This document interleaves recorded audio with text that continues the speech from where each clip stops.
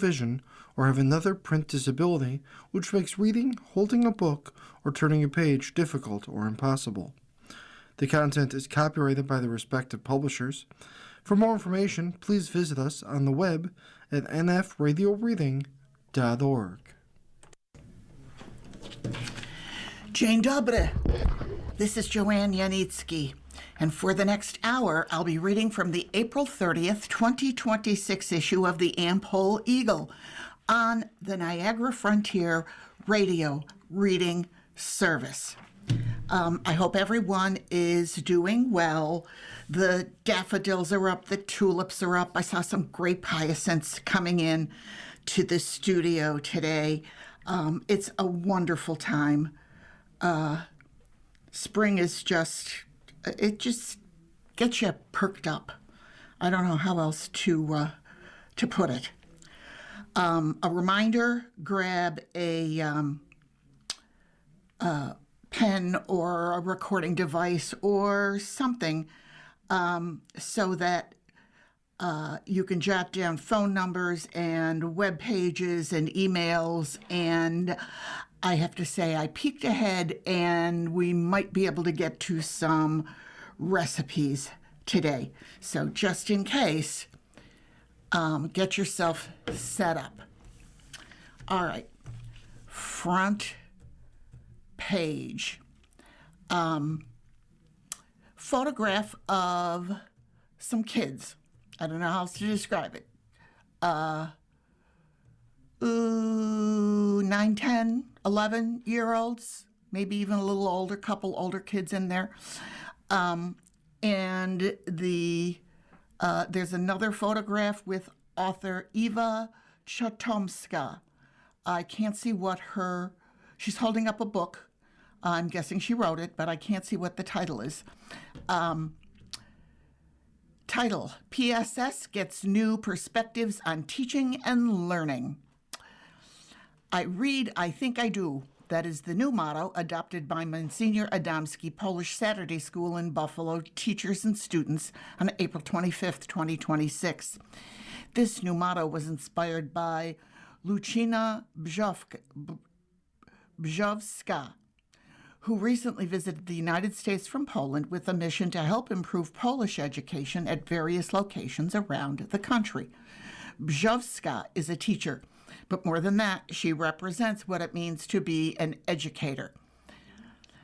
According to Polish Saturday School officials, her approach of combining teaching with songs, games, and play has provided others with an invaluable perspective on what it means to learn. By using her methods, students are engaged and having fun. The teachers at Polish Saturday School had the privilege of attending a workshop by Brzowska on how to teach reading in Polish. Those learning this language know how difficult this can be, but Brzowska combines lessons with creativity and imagination. She not only provided the teachers with tangible tools, but also demonstrated how interactive learning can provide outstanding outcomes for students. The Polish Saturday School also welcomed Ewa Chotomska, a Polish author of many children's books and songs. Chotomska is also the creator and host of television programs for children. During her meeting with teachers, parents, and students, she spoke about her writing process and played some of her well-known songs for the group. This was an emotional experience for some of the teachers and parents who grew up hearing and learning those songs during their own childhood. And it was a joy to share them with, a new generation. The Polish Saturday School offered a heartfelt thanks to Brzowska, as well as the Polish Supplementary School Council of America, Incorporated, for organizing and making the meeting with Brzowska possible. And it added a special thanks to Paulina Syrowiec, Vice President, for arranging and providing transportation. Well, looks like that was a good time for everybody, kids and all. Another photograph, photo by Peter Sloan, a celebration of Saint Adalbert. Following the Feast of St. Adalbert Mass on April 25th, 2026 at St. Adalbert's on Stanislaus Street in Buffalo, Parishioners and guests honored the Broadway Market and its manager, Kathleen Peterson. From left to right above are Todd Nyazuk of St. Adalbert's, Thomas E. Baines, Deputy Mayor of Buffalo, Kathleen Peterson, and Reverend Jacek Mazer. More photos on the centerfold when we get to that. Polish News Bites. Poland involved in major prisoner swap with Belarus and Russia. Poland was central to a complex multi-country prisoner exchange finalized on April 28th, involving Belarus, Russia, and other states. Among those released was journalist Andrzej Poczobut, a prominent Polish-Belarusian activist imprisoned since 2021 on charges widely criticized as politically motivated. Polish Prime Minister Donald Tusk confirmed the swap, which also secured the release of Polish priest Grzegorz Gavel and other detainees. In return, Poland freed Russian archaeologist Alexander Butyagin. The exchange, reportedly facilitated with U.S. involvement, is part of a broader diplomatic effort to ease tensions between Belarus and Western countries. While the deal has been welcomed as a humanitarian success, concerns remain about more than 800 political prisoners still held in Belarus. Energy security concerns rise as Poland eyes oil supply. Poland is emerging as a key player in regional energy logistics after Russia signaled it would halt certain oil deliveries via the Druzhba pipeline. Germany is now in talks with Poland about securing alternative supplies for a major refinery near Berlin. Poland has indicated it could facilitate shipments through its Baltic port in Gdansk, though officials caution that logistical and market constraints may limit capacity. The disruption highlights Europe's continued vulnerability to energy supply shocks linked to geopolitical tensions. At the same time, Poland is pushing for broader defense and energy resilience. Recent discussion includes proposal for increased European financing of defense spending and closer cooperation with Ukraine, including plans for a drone armada. Poland challenges EU-Mercosur trade deal. Poland announced plans to challenge the European Union's Mercosur trade agreement in the EU's top court, intensifying tensions within the bloc over agricultural policy. Deputy Prime Minister Władysław Kosiniak-Kamysz argued that the deal threatens Polish farmers' food safety and domestic markets by potentially allowing an influx of cheaper agricultural imports, such as beef and poultry. The government's move aligns Poland with France and other critics of the agreement, who fear it could undermine European agricultural standards and competitiveness. Supporters of the deal, however, argue it would boost exports for European manufacturers and strengthen trade ties with South America.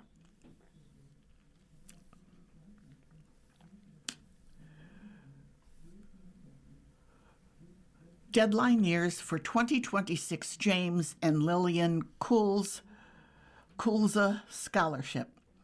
The deadline for the Chicago Society Foundation James and Lillian Kulza Scholarships is May 8, 2026. Applicants do not need to be a member of the Chicago Society or the Polish National Alliance, and they will not need to travel to Chicago to pick up their scholarship if they win.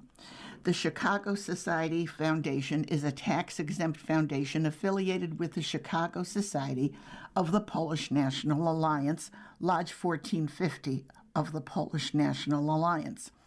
The foundation will be funding up to 6 scholarships, consisting of one $10,000 scholarship and 5 scholarships of $5,000 each to qualified undergraduate or graduate students pursuing full-time studies at an accredited college or university in the United States. High school seniors are not eligible. Scholarships will be awarded in August 2026 for the forthcoming academic year, September 2026 to May 2027. Selection of COOLSA scholarship winners will be made on a competitive basis by the foundation. An additional scholarship for law students funded by Chartwell Law may be awarded to individuals that did not receive the COOLS scholarship. More information about the Chicago Society Foundation may be found on our website, www.chicagosocietyfoundation.org. Eligibility: United States citizens or legal permanent residents of Polish ancestry with demonstrated financial need who reside in the United States and attend an American academic institution, and who have a minimum GPA of 3.0 or equivalent. Only one member per immediate family may receive a scholarship during any given academic year. Previous scholarship recipients are not eligible. Selection criteria: selections are based on application completeness, recommendations, academic excellence and achievements, interests and motivation, the applicant's essay and interest in Polish subjects, involvement in the Polish American community. Financial need is an important requirement for an award. Scholarships are awarded on a competitive basis determined in the sole discretion of the foundation, whose decisions are final. Again, www.chicagosocietyfoundation.org. Show honors 101-year-old pianist. The newest episode of the Polish American program features the music of Ruth Slęczyńska.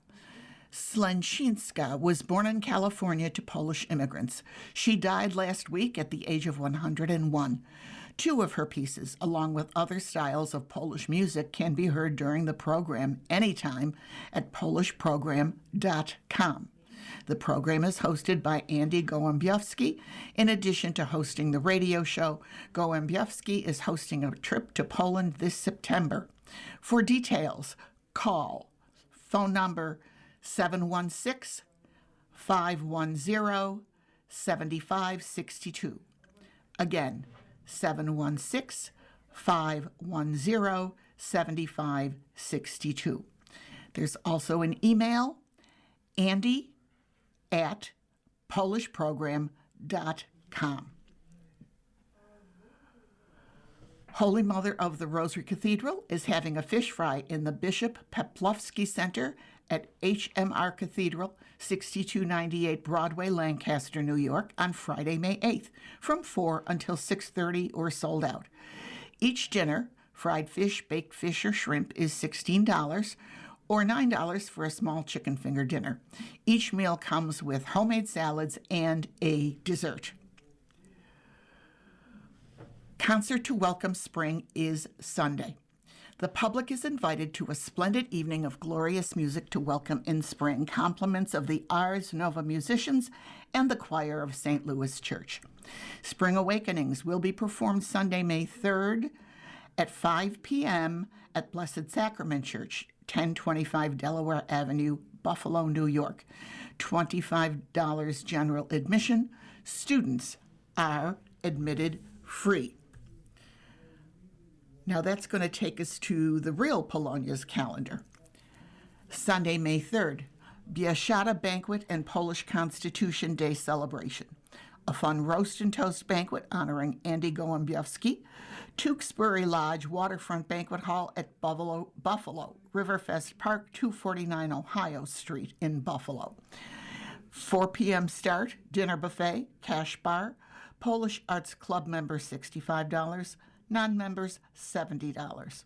For information, call 716-876-8108, extension 133. Again, 716-876-8108, extension 133. Also on Sunday, Polish Genealogy and Polonia Fair, St. Stanislaus, Monsignor Adamski Social Center, 397 Peckham Street in Buffalo, from 11 in the morning till 3 in the afternoon, free admission. Sunday, May 17th, classical music concert featuring Dominika Zamata a Polish operatic soprano trained in Italy, and the Polish Singers Alliance of America combined chorus. St. Stanislaus Church, 389 Peckham Street in Buffalo. 1:30 in the afternoon, free will offering. There's a noon mass in Polish with music by Chopin Singing Society, if you would like to attend before the concert. Sunday, May 17th, Lourdes virtual pilgrimage experience at St. Adalbert Basilica, 212 Stanislaus Street, Buffalo, New York, 1:30 p.m. Receive the Lourdes water, touch the grotto stone, adoration, benediction, and candle procession to the Basilica Grotto. A plenary indulgence is granted by papal decree and Vatican recognized. Let's take our first break. You are listening to a reading of articles and features from the Am-Pol Eagle on the Niagara Frontier Radio Reading Service.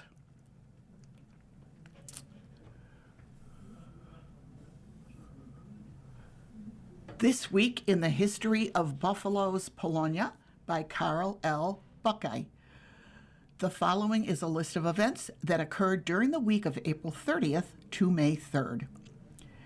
May 3rd, 1791, Poland adopts a constitution designed to ensure a democratic system of government. Since at least 1890, Poles in Buffalo have celebrated the anniversary of this enactment.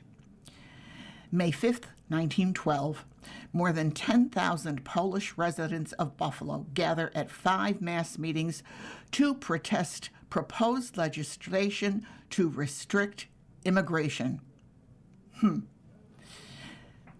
May 5th, 1929, dedication of the Byzantine-style structure still used as the Church of St. Casimir in Buffalo. And on May 6, 1918, an explosion at the National Aniline Chemical Company results in the deaths of 9 workers, including 5 Poles.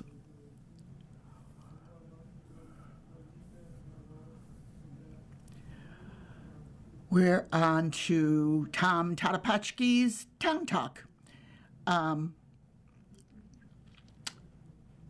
Mailbag. Is Terry Pagula Polish? And there is a photograph of Mr. Pagula in the first column. Questions and answers. Here we go. I've never heard anything about the ethnicity of Terry Pagula, the owner of the Buffalo Bills and Sabres. Do you know anything about that? Could he be Polish? And that's from Just Curious in Buffalo. Tom answers, I haven't been able to find out much about that. However, I recently got some information from Andy Gołębiowski, host of the Polish-American radio program on WEBR. According to the Carpatho-Rusin Society, Pagula has Carpatho-Rusin ancestry through his grandparents, Andrew Pagula and Anna Chekon.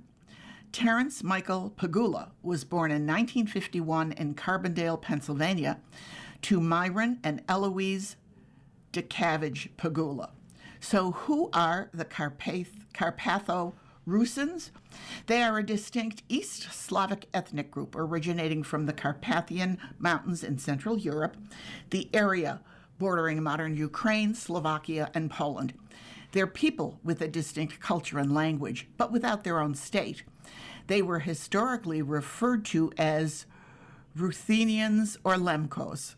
Apparently, some Rusins identify more closely with the country they live in, like Poland or Slovakia, while others self-identify as part of the Ukrainian people. Pagula's ancestors came from the Rusin village of Hanegovce in northeastern Slovakia. Back then, Slovakia was part of the Kingdom of Hungary within the Austro-Hungarian Empire. The name apparently was originally Pigula. I think that a deeper dive into Pagula's ancestry might produce some interesting results. Okay, now we know. Next question. At the Dingus Day Parade, I noticed a 3-story brick building right next to the old Kolopinski Furniture Building at the northeast corner of Broadway and Sweet. It looked like it's in pretty good shape. Do you know what it was back in the day? Do you think it could be converted to housing like the old Burnham's building down the street? That question comes from Lucky Urban. Tom responds, that's a good question. And I said, good question, because I don't know the answer. Even though I grew up on Sweet, I don't have a clear recollection of that building, which would have been 1121 Broadway, between Kolopinski Furniture at 1119 Broadway and Kolopinski Appliances at 1125 Broadway. The buildings are still standing, by the way. Looking at old city directories, it also appears to have been the location of Premier Home Furnishings and Prestige Furniture in the 1960s. It was vacant for a time and then was later occupied by DAMSL, a furniture rental shop. It looks like it's in good shape today, though I don't know what its current status is. Next question. Everyone's complaining about all the potholes in the streets, even at the Dingus Day Parade on Broadway. So I have a modest proposal for the city of Buffalo. Take all of the road material from those speed humps that were installed and use them to plug potholes. Whatever they used on those humps seems to be indestructible, so maybe the potholes would stay filled for more than a couple of days. I just don't know what they could use in the suburbs to fill their potholes. And that's from Buffalo Bob. Tom answers, believe me, with all of the speed humps in Buffalo, I'm sure there'd be enough to fill all of the potholes in western New York. Next question. I watched the series Love Story, John F. Kennedy Jr. and Carolyn Bessette, and was curious about JFK Jr.'s best friend, Anthony Radziwill. Wasn't Anthony Polish royalty? What was his relationship with JFK Jr.? That comes from Gwen Stefanski. Tom answers, Anthony was the son of Prince Stanislav Radziwill, the descendant of a family of Polish-Lithuanian nobility who settled in London after World War II. Anthony's mother was Lee Bouvier, Jackie Kennedy's younger sister. Anthony Radziwill, played by Eric Burgeon in the show, was John's first cousin, as well as best friend and best man at John's wedding. A TV producer at ABC News, Anthony was diagnosed with sarcoma in 1994, but kept that diagnosis quiet. He died at the age of 40 on August 10th, 1999, less than a month after John Carolyn and her sister Lauren died in a plane crash on July 16th, 1999. Next question. Back in the day, my grandparents used to use a religious greeting and response in Polish when they first saw each other. Do you know what it was and what it meant? That's from FZ. Tom responds, it was probably Niech będzie pochwalony Jezus Chrystus, which means praise be Jesus Christ. The usual response was na wieki wieków amen, or forever and ever, amen. I said that a lot of times at St. Barbara's. And to wrap up Tom Talk, there's a photograph of David Legwand, or Legwand, and the photo is from NHL.com.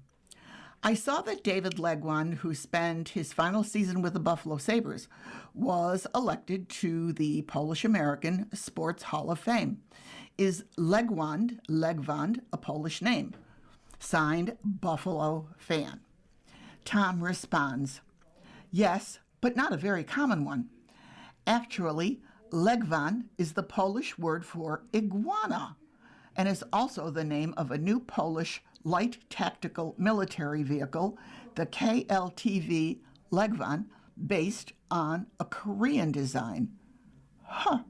Well, I learned a new Polish word, Legwand, iguana. Not sure when I'm going to get to use that, though. Okay.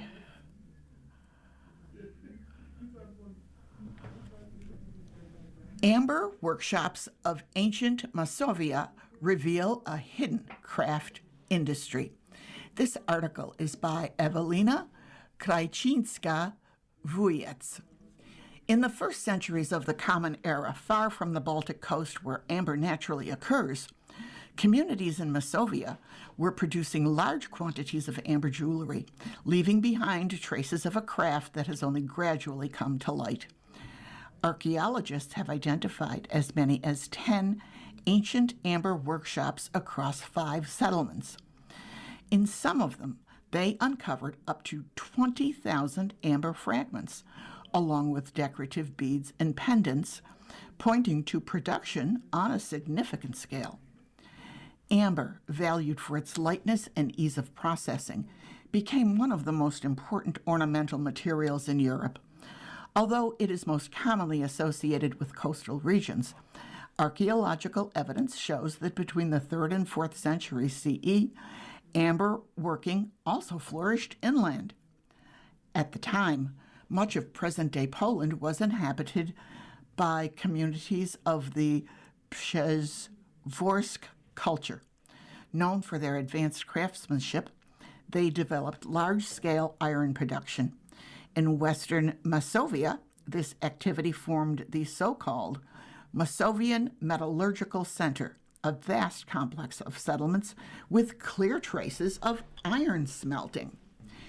Research led by Adam Czeslinski of the University of Warsaw and Marcin Woźniak of the Museum of Ancient Masovian Metallurgy shows that alongside metallurgy, another craft was taking shape: amber working.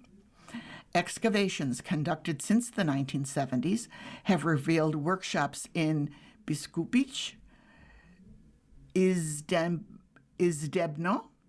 Kościelne, Regów, Tłuste, and Wierzbin.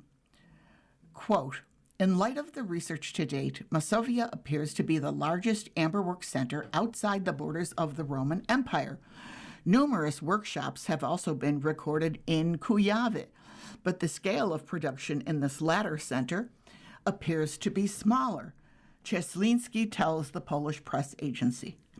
Findings from the workshops cover all stages of production, from raw amber lumps and semi-finished pieces to completed objects, primarily beads and pendants. The variety of forms indicates that craftsmen were familiar with multiple production techniques.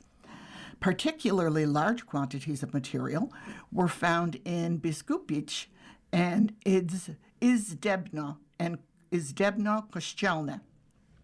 In one workshop alone, more than 20,000 amber fragments were discovered.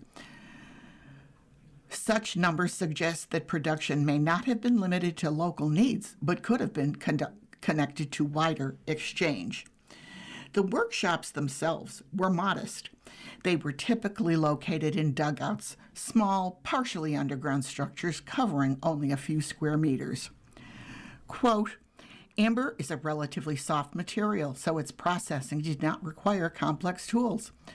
Artisans used knives, bone, or iron drills, as well as stone tools for grinding and polishing. The production process involved several stages: initial forming of the lump, grinding and shaping, drilling holes, and polishing the surface, says Czeslinski. Some objects show traces of processing on primitive lathes, which made it possible to achieve regular, symmetrical shapes. One of the key unanswered questions concerns the origin of the raw material.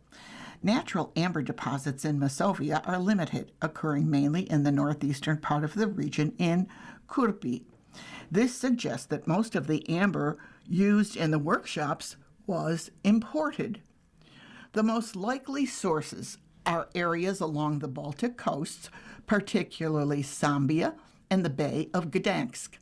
Masovia was not the only region where amber was worked. Similar workshops have been discovered in Kujawy and other parts of Poland.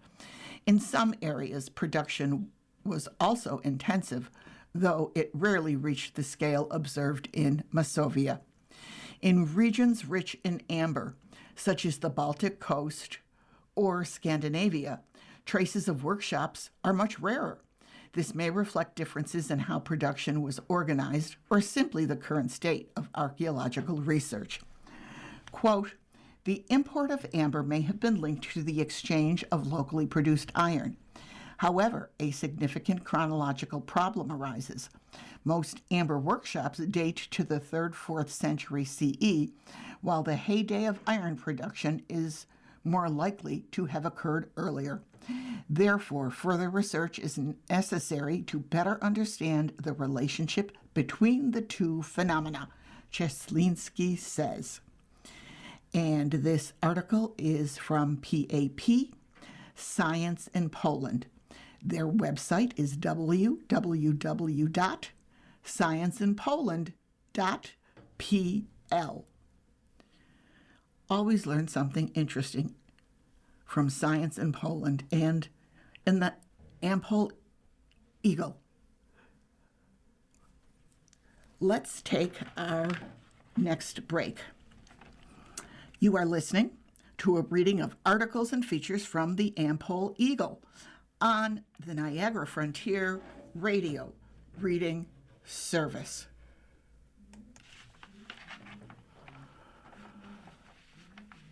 There is an article by Amber Healy.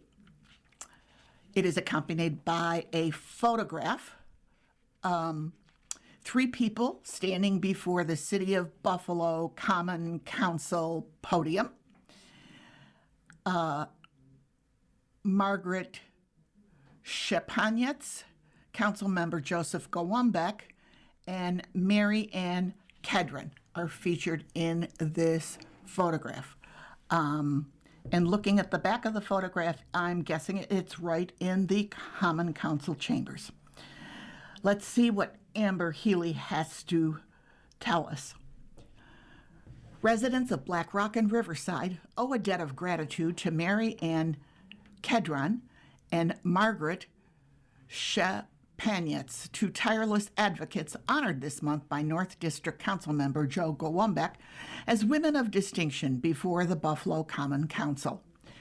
Quote, North is lucky to have many women of distinction, Gołąbek says.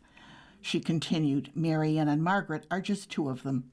Their involvement in the community makes North a better place to live and my job a little easier because they help me in so many ways to bring resources to the neighborhood.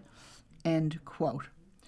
For Szczepaniec, her volunteering and advocacy work began when her daughter, now in her early 40s, was about 10 years old. Quote, we were going to the school bus and she goes, Mom, look at this poor tree. It needs help. And I said, well, let's help figure it out, she recalls. It's the tree on the corner of Sunset and Hurdle, and it's doing beautifully now. End quote. There are countless ways in which she's worked to improve her community, starting with involvement with the Good Neighbor Planning Alliance, GNPA, an effort from then Mayor Anthony Masiello. At the time, the city's Department of Housing and Urban Development found there wasn't enough community input into projects, and he decided to change that by creating community groups throughout the city. One of the leaders of that effort, former council member Dale Zalewski, had been Szczepaniec's first baseball coach, and he asked her to help out and lead a committee. The group successfully met longer than any other branch of the GNPA, routinely getting together to ask residents what kinds of projects they wanted to see undertaken in their communities, from gardens and parks to larger developments. They worked with city employees like Joanne Kearns and Bill Park, a city planner who gave Szczepaniec a, quote, free education in how to move projects through the red tape of municipal government and make them real. She worked for years to try and get renovations at the Ontario Street boat launch, now part of Black Rock Canal Park, something that required negotiating with the city, state, and county officials to make slow progress. It took 2 years to get a street sign up just identifying the park, she recalls. She also organized and led a garden walk around Riverside Park for 3 years after driving through the neighborhood with her grandfather, noticing the beautiful gardens. She reached out to Goumbeck for support, and he agreed to help provide funding for the efforts. Quote, "At some point, we hit the highest level with 84 gardens included," she says. Between park founding efforts, neighborhood beautification efforts, and her continued work to try and get better development at the corner of Elmwood and Hurdle Avenues, it might be something completely different that Chepanet's best known for in Black Rock and Riverside. When the COVID pandemic threatened to ruin Halloween for kids in 2020, she began to think about what else could be done to help provide a little sense of normalcy. She reached out to Larry Pernick of the Northwest Community Center, where she often took the lead on manicuring the gardens out front, to ask for help. Quote, "I said, 'Oh my gosh, kids aren't going to be able to trick or treat. What are we going to do?' She recalls. "I went to Larry. I went to Joe, and he said, 'Work with Larry. You've got money. I'll help you, whatever you need.' We had a lot of rules to follow. Larry worked beautifully with us, and it just took off. And now the annual trick-or-treating event at the community center is one of the most beloved events of the year, with hundreds of children and their parents participating the weekend before Halloween in a safe, friendly, and fun environment." Quote, "It's a lot of work, but honestly, it's just one of those things that's amazing, and I hope the kids remember it when they get older," she says. Chepanetz credits what she calls the woodpecker theory to her approach to taking care of her neighborhood. Deliberate, consistent, relentless effort, making progress a little bit at a time, never giving up until the work is done. She was surprised to learn she was being honored for her work by Goumbeck. Quote, "It's always nice to be recognized. It doesn't affect if you're going to work or not, but it's always nice to get the pat on the back saying we noticed you're working hard." End quote. As a founding member of the Black Rock Riverside Alliance, Kedron also helped create Black Rock Historical Society, and just last year was a key member of the group that earned the Scajaquada Creek Heritage Area designation, indicating the importance and significance of the area from the end of the creek through Delaware Park and into Forest Lawn. Quote, "I haven't been as active as I once was," she says. "It's just nice to be recognized. I guess I circulate into Goumbeck's view often enough that it makes a difference. There's a lot of projects we've been working on behind the scenes that have come to fruition." End quote. Kedron also worked closely on the historic designations for Lower Black Rock and Market Square historic districts, but calls the Scajaquada Creek Historic Area confirmation, quote, "probably the biggest thing that's happened to the community in a long time," end quote. She's not resting now. Kedron is currently working on creating a program for historic markers for homes in Riverside, while also collecting stories, photos, and tokens from the Riverside community to create a book about the neighborhood, in addition to creating a Rails to Trails project in Black Rock and environmental work. Quote, "It all kind of touches the community and it all crisscrosses. I see it as being like almost a woven fabric where every time we add another piece of the thread, it becomes stronger and stronger," end quote. But as she says, her level of involvement is not where it used to be, even though she's one of the people leading this weekend's Jane's Walk, a historic and forward-looking walking tour of Black Rock on Saturday morning starting at 10 a.m. to understand the neighborhood's past while envisioning the future. What she'd like to see is a group of dedicated volunteers who can step up and join the various boards and organizations in Black Rock and Riverside alike to continue working on the betterment of the neighborhoods. Quote, "What I think is really important is the need for people to participate at whatever level they feel comfortable, be it a block club or a not-for-profit organization," Kedron says.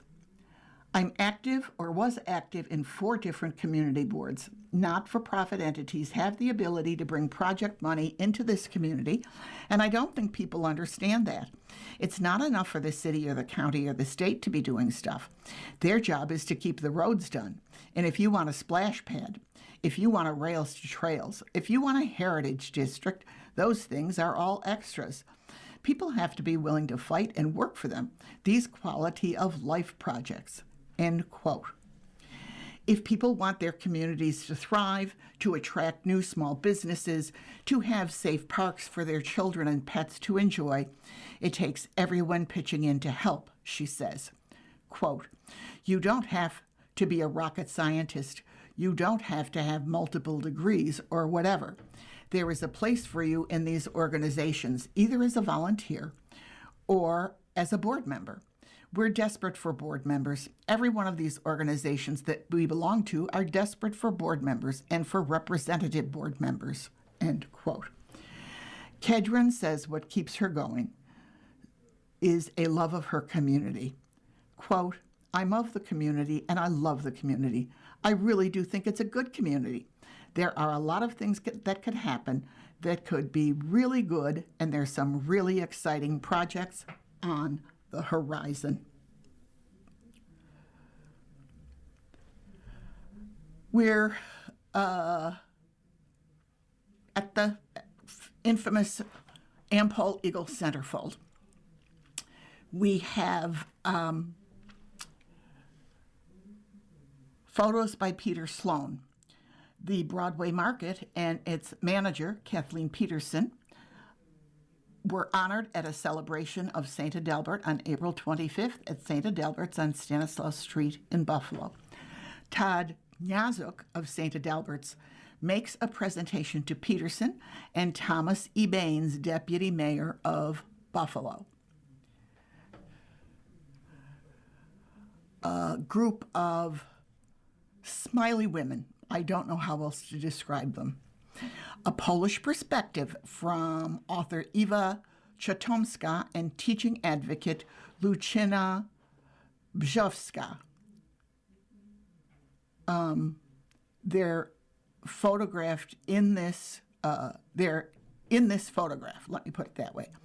And the Polish perspective was shared with Monsignor Adamski, Polish Saturday school teachers and administrators.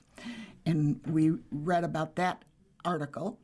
And there's another photograph underneath this one of the students where they tested the approach of combining teaching with songs, games, and play. I missed the photograph of a Western New York themed painting of St. Adalbert that was on display on the altar. That's going back to the presentation to the Broadway Market and manager Kathleen Peterson. This is, I have to say, a clever painting. It doesn't say who did it, unfortunately. You have the Niagara Falls featured in the background, the American flag on one side, the Canadian flag on the other. Then you have the St. Adalbert's in the painting on one side, a statue of a buffalo on the lower left corner, and St. Adalbert is in the middle with a glowing light from heaven shining on him. Very, very clever painting. Maybe I'll write into Tom Tarapachki and ask him who was the artist. That's an idea. Okay. Let's take our last break here. You are listening to a reading of articles and features from the Am-Pol Eagle on the Niagara Frontier Radio Reading Service.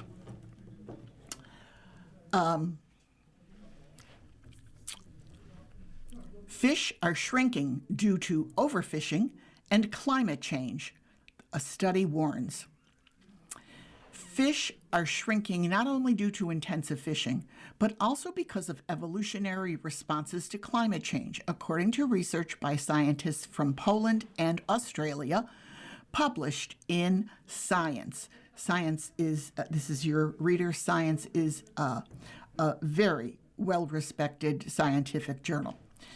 Professor Jan Kozłowski of Jagiellonian University, the study's lead author, and his team developed a model that explains why fish are maturing at smaller sizes and predicts future effects on fisheries. The model shows that fish, quote, decide, end quote, how to allocate energy between growth and reproduction. Quote, growth is an investment in the future. If fish die more often, for example, due to fishing or higher water temperatures, this investment is no longer profitable.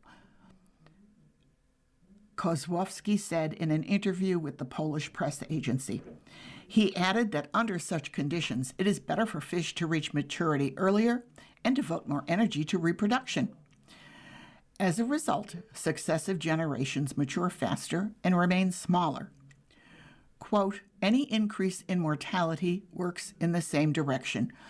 It promotes smaller body size. This applies to both fishing and water warming, as well as other factors, such as environmental pollution, the researcher explained. The study demonstrates that evolution, previously considered a slow process, can occur rapidly.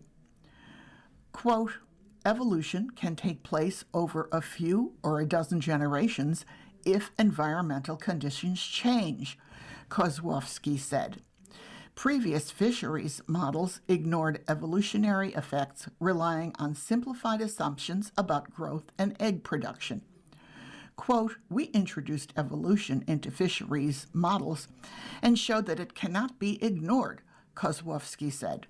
The new model, tested on data from more than 2,000 fish species, accurately reproduces growth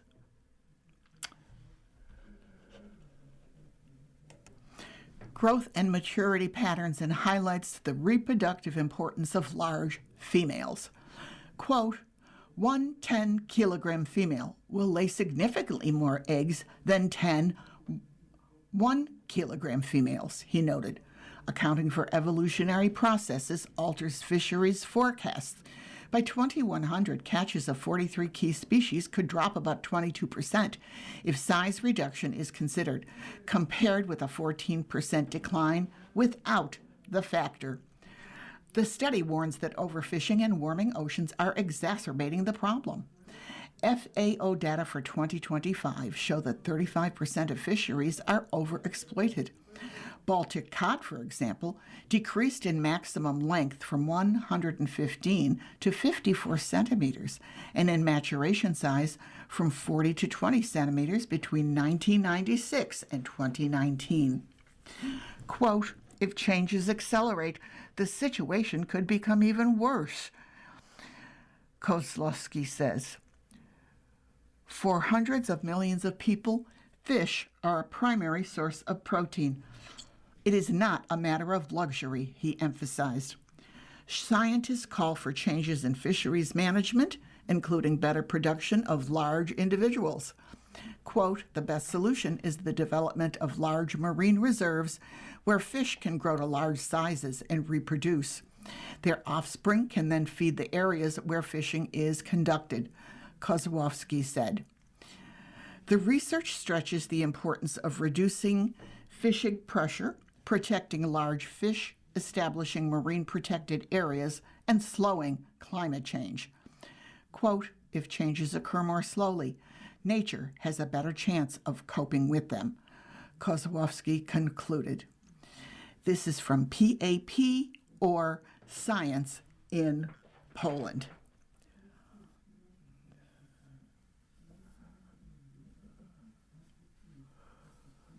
We have a Chopin new member profile. Barbario enjoys a chance to sing to Western New York audience. Joining the Chopin Singing Society just before their performance at Cheektowaga Town Park for the Polish Festival in July of 2025, Gemma Barbario has become an important member of the Chopin Singing Society. A recipient of the 2024-25 Leocadia Dąbrowska Polish Singers Alliance Scholarship, her lovely soprano voice was known to a number of Chopin members. Gemma has been a soloist at two of the fundraising concerts for the scholarship through her involvement with the Jenna Abati's Music Academy of Western New York, who introduced Polish Singers Alliance to her talent while Gemma was still a high school student. With a Polish background and her involvement in the music community, she was aware of the Chopin Singing Society and finally was able to join last summer. Immediately recognizing her talent, she was featured in an incidental duet with Melanie Bieback, assistant director of the Chopin Singing Society, at the 126th anniversary concert, and again at a performance of O Holy Night during the Christmas season. Her love of music blossomed early, as she says. I first discovered my love for music through performing in musicals in middle and high school. She jokingly acknowledges, quote, when I realized that dancing wasn't my strong suit at all, I decided on refining my skills in classical singing. She attends the University at Buffalo with a vocal performance minor and participates in multiple music events. She notes that her first opera performance, as part of the choir ensemble, something she prefers with her background as a choir kid, was in La Traviata when she was 20 years old. Of the Chopin Singing Society, she says, quote, I love performing at local events and connecting with people in the community. Buffalo has a rich diversity of cultures, and Chopin reflects that by displaying the beauty of Polish heritage through music and friendship. In turn, the Chopin Singing Society is happy to see her added to the growing number of young singers that have musical backgrounds that have recently joined the society. If anyone is interested in joining the musical ranks of the Chopin Singing Society, email chopinsinger716 at gmail.com. Chopinsingers716 at gmail.com. Or stop in at rehearsals, which are held at Potts Banquet Hall, 41 South Rossler Avenue on Tuesdays from 7 p.m. to 8:45 p.m. The Society is currently preparing for the Polish Singers Alliance 53rd International Convention Mass and Concert on Sunday, May 17th at noon and 1:30 p.m. respectively at St. Stanislaus Bishop Martyr Church for the celebration of America's 250th at the Society's 127th anniversary concert in October 2026. I'm going to scroll quickly to get to someone we haven't heard from in a while.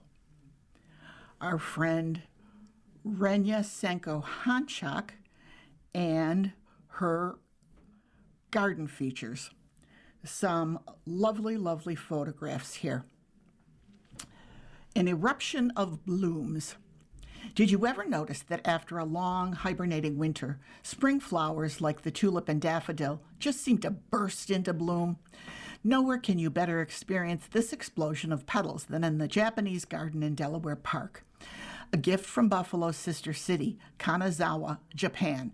The garden is situated at the foothill of the Buffalo History Museum. This Japanese-style green space with meandering trails and flower beds reflected in Mirror Lake is maintained by the Olmsted Parks Conservancy. An important feature of the garden is the many varieties of cherry trees, which hold a special meaning for the Japanese. During its brief blooming period, the blossoms symbolize renewal and the passing nature of life. Cherry blossoms in Buffalo last about a week to 10 days, peaking around late April. The variety of cherry trees with staggered bloom times extend the season into May, depending on weather conditions.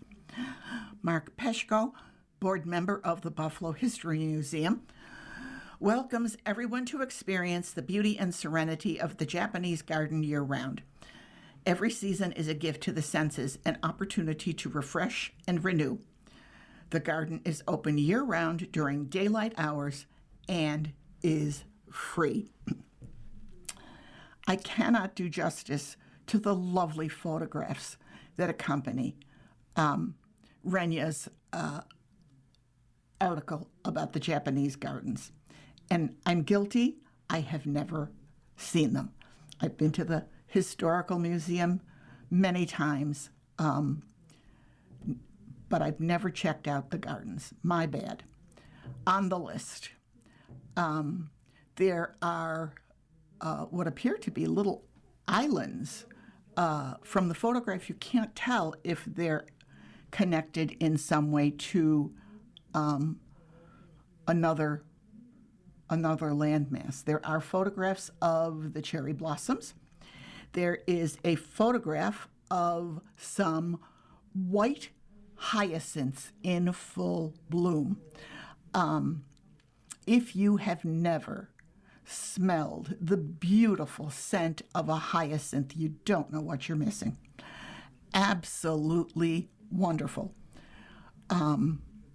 If you get a hyacinth in your house, the perfume is going to just permeate the house. I remember we always carried hyacinths in procession for Easter morning procession at St. Barbara's. And they were less expensive than the lilies, and that's why we got them. But I think we got the better deal because they smelled so pretty. There are also some sculptures, and again, it's sort of an outcrop. It's at the end of an outcrop of some land, whether it's a little island or whether it's connected. Can't tell from the photograph. And then there's another photograph of a cherry tree in full bloom. And I have a feeling that might not be in the park. It's in front of a building. I suppose it could be a shed, but also could be somebody's garage, backyard. Don't know. I want to thank Renya. I'm sure she took those photographs, took the time, and I will tell you, she took them on a gorgeous day. Blue skies, sunshine. That's going to wrap it up for this week. You've been listening to a reading of articles and features from the April 30th, 2026 issue of the Am-Pol Eagle. We read from the Am-Pol Eagle every Saturday at 3 p.m. Your reader has been Joanne Yanitsky. Thank you for listening. Coming up next in the Niagara Frontier Radio Reading Service, we have the Island Dispatch. Following that, at 5 o'clock is the Lockport Union Southern Journal. And at 6 o'clock, we have the Jamestown Post Journal. Stay with us for these readings and more. If you're listening to this publication online, you're probably using our website, a podcast player like Spotify or iTunes, a streaming service like Zero, or a smart speaker. Did you know that we now have a dedicated app that can be downloaded to any mobile device, like a smartphone or tablet, for free? App users can conveniently access our live stream and any episode of our podcast easier than ever. To download the app, just type NFRRS in the search window in the Apple App Store or in the Google Play Store. Contact us anytime if you have any questions by calling 716-821-5555, extension 5. Thank you.